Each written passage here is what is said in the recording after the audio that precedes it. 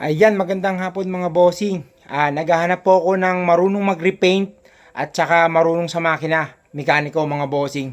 Ayan o. Meron tayong bodega rito mga bossing. Kompleto na tong kinumpleto ko na tong itong gamit natin. Sa pagre-repaint kompleto na.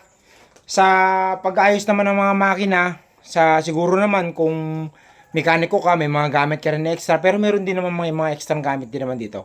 Ayun mga bossing, yung malapit lang sana dito sa Morong Rizal. Pwedeng uwian, pwede ring stay in. Kung mag-i-stay kayo, pwede ko rin kayong kung pang matagalan na talaga yung transaction natin na gusto nyo, pwede ko kayong bigyan dito ng isang space na pwedeng pagtayuan ng bahay kasama yung pamilya mo. So, yun pang matagalan mga bossing. Ayan o. Ayan mga bossing. Yan.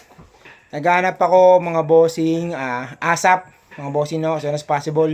Kailangan ko ng marunong mag-repaint kahit hindi naman kahit sabihin natin hindi siya masyadong magaling, basta marunong lang mag-repaint, okay na yun. Ayan mga bossing. Sa pag-stay dito mga bossing, walang problema. Meron kayong matutuluyan.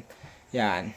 Iano natin. Meron naman tayong isang kubo doon na available. Pwede rin natin ipagamit sa'yo.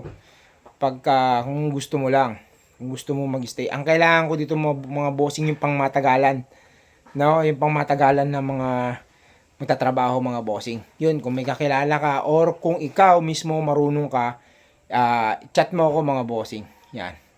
Or mag-comment ka lang mga bossing. Kasi pag sa chat, natatabunan. Minsan sa sobrang dami, hindi ko talaga mabasa. Mag-comment ka na lang dito mga bossing. Mag-comment ka na lang dito, tapos ako mismo mag-chat sa'yo.